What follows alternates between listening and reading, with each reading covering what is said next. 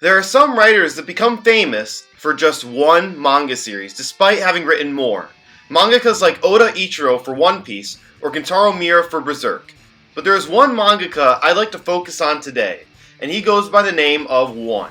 He is a younger mangaka who has a lot of potential and is famous for two series. And those two series happen to not only get anime adaptations, but happen to be two of the most popular and acclaimed anime series in the last decade. Those are One Punch Man and Mob Psycho 100. I am Tiago with Attack on Tiago, and for today's video, I'll be comparing the two anime series and deciding which is better. If you're new to the channel, if you haven't already, please be sure to hit that subscribe button and be notified next time I upload a video. Also, be sure to check out my community Discord server. The link is in the description below. Fair warning, there may be a few spoilers, so just a heads up. Also, I've not read either manga, so I'm judging both series only off their anime counterpart. So without further ado, let's begin the comparison. Let's start round one with the story for both series. One Punch Man follows Saitama, who just so happens to have the ability to defeat anything with one punch. And to him, this is, well, quite boring. So it's a struggle where we watch Saitama go through this journey towards finding opponents that are strong to seek that excitement once again. And on the way, he runs into a cyborg apprentice, a ninja who hates to lose, and many superheroes. Mob Psycho 100 follows Shigeo Kageyama, aka Mob, who has happened to have tapped in to impressive psychic powers at an early age. But due to his youth, he doesn't have full control over these immense abilities. So he seeks a teacher, named Reagan, to help him. But Reagan so happens to be a con artist. All this going on, yet all Shigeo wants to do is get through school and impress his longtime crush. Both series follow the overpowered hero trope that has been done before in anime, but both really have a unique take on that overdone trope. And this is quite close to me, but I think I have to give this to Mob Psycho 100.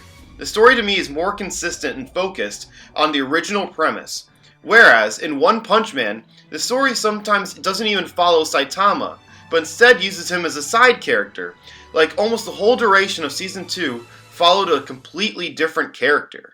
Also, there's a lot more twists, turns, and emotion in Shigeo's journey for me. So round one, I have to give the edge to Mob Psycho 100.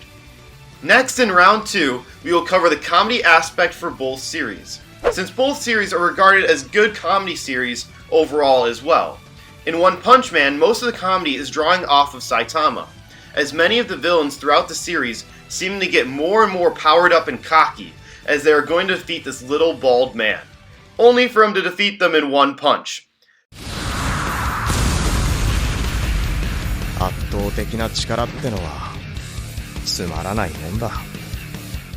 Or that out of all the enemies he has beaten, Saitama struggles with taking out a pesky mosquito in his apartment.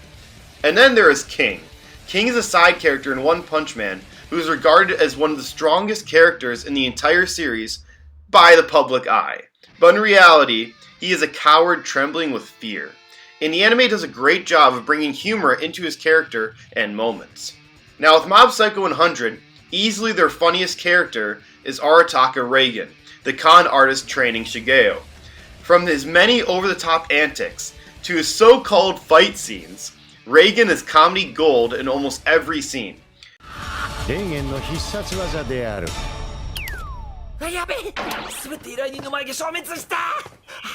Shigeo's comedy comes mainly through him being naive or unaware of Reagan conning him, or the fact that he joined a body improvement club since he thought it would impress his crush.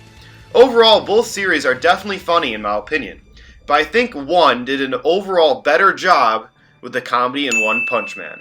So One Punch Man gets the edge for me. Next, in round three, we have the casts of characters. In One Punch Man, we have Saitama, the lovable, goofy, bald-caped superhero we all love to see, along with a relatively large cast. The main ones are Genos, his cyborg apprentice, Tatsumaki, a powerful psychic user, and Garo, who is a hero killer and appeared in Season 2. In Mob Psycho 100, we have Shigeo Kageyama, our main character who is struggling to control his psychic powers and make an impression on his crush. Then there's Arataka Reagan, the con artist training Shigeo. Then there's also Dimple, a floating spirit that advises Shigeo, and Teruki, who is a fellow Esper student. Now this is pretty easy for me. Although One Punch Man's cast is certainly larger, that doesn't necessarily make them better. Reagan to me is a much more compelling and entertaining side character compared to anyone One Punch Man has to offer. And even for main characters, despite finding Saitama a little more funny, Shigeo I feel a lot more emotionally invested in, and as a character has a lot more levels compared to I'm very powerful so I'm bored. So this round goes to Mob Psycho 100. Next in round 4, we have the fight scenes, as both anime have some of the best fights of the last decade. Starting with One Punch Man. One Punch Man took every trope that we're used to when it came to fights and completely ignored it, like excessive talking, training arcs, or randomly cutting to a flashback during the fight. Instead, One Punch Man fights cut right to the chase and were very epic, namely the Season 1 fights, like Saitama vs. Carnage Kabuto, or Saitama vs. Genos, and then ending in the amazing Saitama vs. Boros.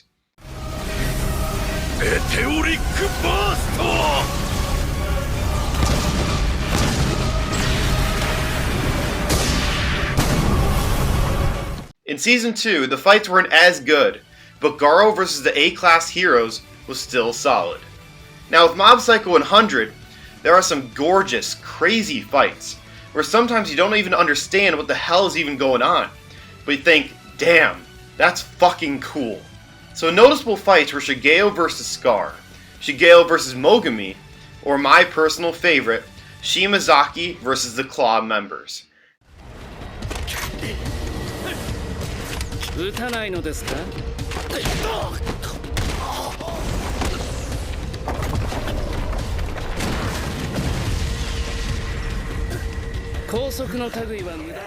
Now this is the toughest one for me to decide. While Mob Psycho's fights definitely look unique and are insane in scale to watch, I'm going to give the slight edge to One Punch Man, as the series' focus is more so on the fights compared to Mob Psycho, and in One Punch Man, the fights defied many of the tropes we typically see, which I respect. And finally, round 5, we have animation. One Punch Man Season 1 was produced by Madhouse, and then Season 2 got picked up by JC staff to produce it. Meanwhile, Studio Bones produced both seasons of Mob Psycho 100. Season 1 of One Punch Man in particular was truly a spectacle, as Madhouse went out of its way to make it a collaborative effort, bringing on multiple different animators together to make One Punch Man look as epic as it does. Unfortunately, Season 2's animation fails in comparison, and is a huge letdown considering how Season 2 released approximately 4 years after Season 1.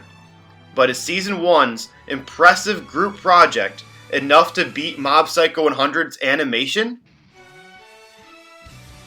The answer is no. Mob Psycho 100 animation took me a bit to get used to at first, considering how it was so unique and different. But that all changed very fast. Mob Psycho 100's art direction is superb and nailed the design of the scope and characters. Any action scene or Esper scene looked as if fireworks erupted during a canvas painting while an earthquake was happening. And I mean that in the best way possible. And the animation for Mob Psycho 100 was consistently good through both seasons, and even possibly got better in Season 2.